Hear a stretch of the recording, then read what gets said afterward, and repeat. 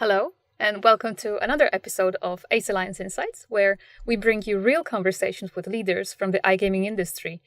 In each episode, we discuss the strategies, challenges, and lessons shaping iGaming, from marketing and payments to regulations, technology, and more.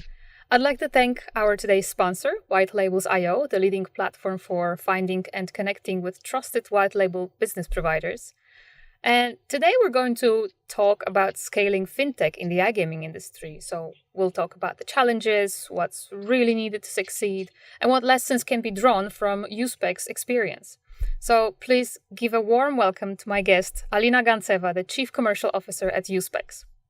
Hello, everyone. Nice being here, and thank you for having me. Of course, this is really great to have you with us, Alina. And I would love to begin with your story. So could you share a bit about how your journey in iGaming started, what first drew you into the industry, and what your very first role was? So my journey started in 2020 when the COVID came to our world. Before that, I used to work in the transportation company for almost 9 years and never thought that I would come to iGaming. After leaving the company, because all the borders and everything was closed, I decided to take a little bit rest.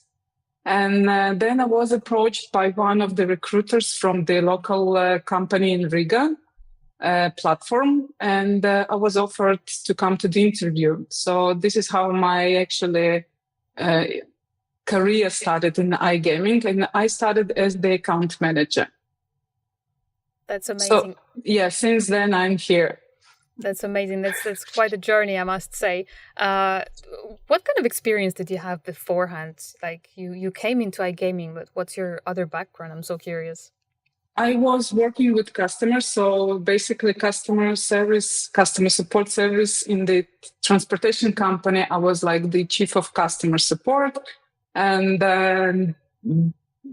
before that, I used to work abroad in Greece and also in the travel industry. So it was basically all about customer service, all about communication and that kind of stuff. So that's what I brought with me here in iGaming.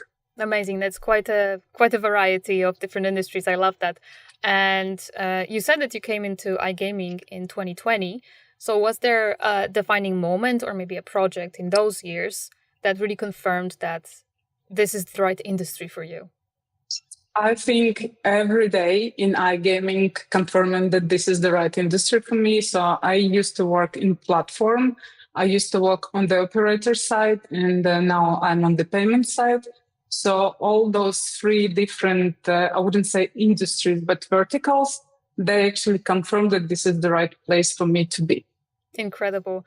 And one of the milestones that happened recently is your promotion from account manager to CBDO to CCO. So first of all, congratulations on this new role. And how has this transition shaped the way that you maybe look at growth and commercial strategy? Thank you very much for the congratulations. Yes, as a very ambitious person, this is a huge milestone for me. And actually moving from even Chief Business Development Officer to Chief Commercial Officer has really broadened my perspective. Now it's not just about like building partnerships, but also aligning growth with the overall commercial strategy and long-term value for clients. So it's definitely a step that pushes me to look at the bigger picture now, and exciting times ahead. I'm really keeping fingers crossed for you, Alina. I'm pretty sure you will be massively successful in this role. Thank you. Thank you so much for sharing this. And I think we can move to today's topic, which is scaling fintech companies. Why do you think scalability matters so much for fintech companies working with iGaming operators, for example? Do you believe every company should aim to scale, or are there situations where staying focused can actually be smarter? So, yes, I do believe that scalability actually matters in iGaming because volumes can spike very quickly. And we all know how the new markets, big events, and everything that's going on has an impact on that. So the operator growth can double demand almost overnight. And we experience some of those moments. So fintech companies need to handle that smoothly while staying compliant and reliable to their clients. However, that said, I don't think that every company should automatically aim to scale. For some, focusing on a niche, whether that's a specific geography, for example, or specific product type, or even set of clients that they want to continue with, can actually be the smarter move. So it allows them to deliver a highly specialized value without the complexity that comes with scaling. Amazing. And of course, scaling is never something smooth. It's a long process. What do you see as some of the biggest challenges in scaling iGaming brands, especially fintechs? Is it like the heavy regulatory requirements or strong competition on the market? Maybe there's something else that goes unnoticed. Well, I do believe that regulation is a huge factor, and it has a big influence on all of us. And every new market brings different requirements, and staying compliant at scale is complex. Talking about the markets, it's not even the new markets. Now the markets that we all know about, they are becoming regulated as well. And this giving us an additional headache, I would say. The competition is another challenge, especially when multiple providers are fighting, I would say, for the same operators and their payment routes. And but what often goes unnoticed is the operational alignment. Scaling isn't just about tech or licenses. It's about making sure that risk, compliance, product, and the client support all move in sync. If one of those lags behind, I think that the whole growth story can actually stumble. Yes, 100%. I feel like it's so important to actually look at scaling holistically, like take a big step back and look at the whole process and then, cut it into smaller pieces that are more tangible. And then we can talk about, scaling and growth. And on the other side, what do you think is truly needed for scaling successfully? So is it technology, like you said, infrastructure, maybe partnerships? Is it a combination of many factors? I'd love to know your thoughts on this. Yes, I'd say that successful scaling is never about a single factor. As I mentioned before, my experience was on the platform side, on the operator side, and now on the payment side. And all those three verticals, it's in order to have this successful cooperation with the partners within the industry, it's all about like combination. So you need a robust technology and infrastructure as a foundation, because without reliability and flexibility, growth just isn't possible. And I think that we all agree on this. But equally important are strong partnerships and a clear commercial strategy, since scaling in iGaming is often dependent on trust and collaboration across many parties. And maybe also most importantly, from my experience, it requires people and culture, teams that actually can adapt very quickly, that can align and keep clients at the center as you grow. Because sometimes when you grow, you lose the quality of the service. So I would say that technology enables scaling, but people and partnerships sustain it. I love that. I love that sentence. And what kind of partnerships, collaborations, whether with operators, affiliates, or even regulators, which ones make the biggest difference when scaling? I would say that scaling works best when operators, affiliates, and regulators are true partners all together. Operators drive volumes, affiliates drive reach, and regulators make growth sustainable. For USPEX, for example, scaling is all about collaboration. We are building transparent relationship with our partners, and we focus on a long-term value. I love it. And I would love to quickly move the topic to people, like you said, about the team. So scaling is not just about the systems or regulations staying in the frames, but it's also about teams. what have you learned about building and managing teams during periods of fast growth? And how do you keep company culture strong while expanding into new markets? Yes, one of the biggest lessons that we've learned in USPEX is that scaling is really about people before anything else. Systems and processes can be upgraded quickly, but building a strong, adaptable team that takes a lot of time. So for me, the key is over communicating the vision and making sure that everyone understands in the company only not what we are doing, but why we are doing this. And back in July, we had a very good 2-day strategic session with all our team, where we actually explained where we're going, why we want to go there, why we want to get in bigger and bigger in the industry. So, and now we're all on the same page. So culture is actually reinforced through consistency, I would say, that it's very important to recognize the achievements, encouraging open feedback, and making sure that the team members feel connected to the same value from day one. So growth can stretch an organization, but if the culture is clear and lived daily, it becomes the glue that holds everything together. Yeah, thank you so much for sharing that. And I actually really like what you said about over communicating. I think it's so important to always over communicate whatever it is, because you never know when somebody suddenly says, hey, what about this? You know, we need to be very consistent in the communication and keep it going every single time. Now, standing out in the iGaming industry is another challenge, I would say. So with so many fintech brands on the market, how can a company truly differentiate itself? Do operators primarily look at the cost, or do trust, reliability, and long-term relationships matter more?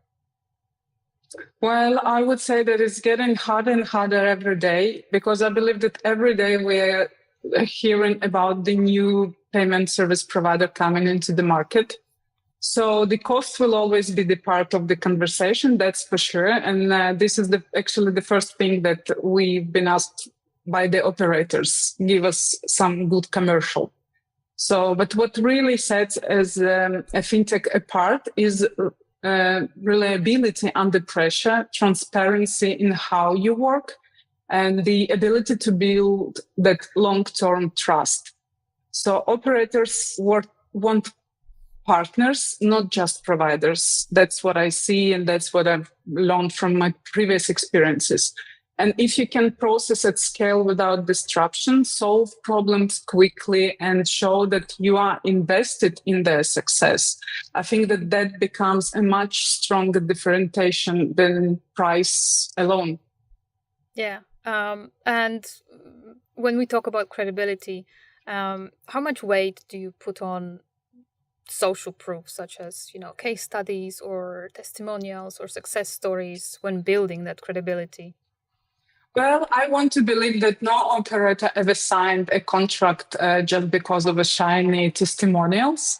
So at USPEX, we prefer to prove ourselves through real results, like stable processing, timely settlements, transparency, and reliability, as I said before.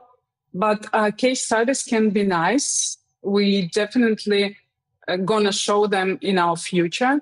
But true credibility comes from what we deliver every single day, not from what's written on a slide.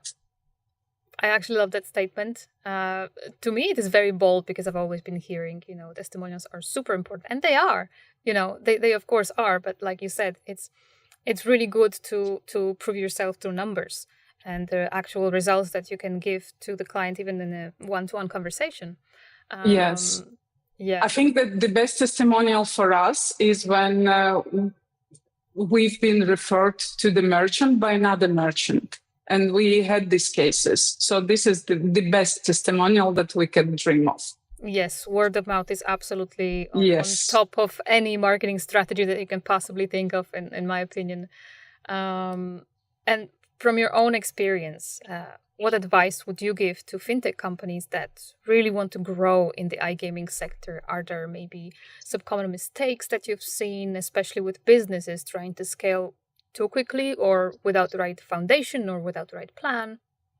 So from my experience, the biggest mistake is that not everyone comes into iGaming to play for the long time. And some providers enter the market, undercut on price just to win business. And then when the things go tough, they disappear. And the problem is that the consequences are left for the rest of us and our colleagues in the industry to clean up. My advice would be build with a solid foundation, focus on reliability and compliance from day one, and think beyond short-term wins. iGaming rewards partners who are consistent and sustainable, not just the cheapest option on the table. Yeah, I definitely think that iGaming does not look for the cheapest option because, frankly, it doesn't always go with quality. It's really so important, in my opinion. Mm-hmm. I agree. Yeah, absolutely. And thank you for sharing your thoughts on this, Alina. And one final thing that I would love to ask you is your view on the future. So we're not becoming Miss Trelawney, from Hogwarts, but where do you see iGaming headed in the coming years? And what role do you think fintechs will play in shaping that future?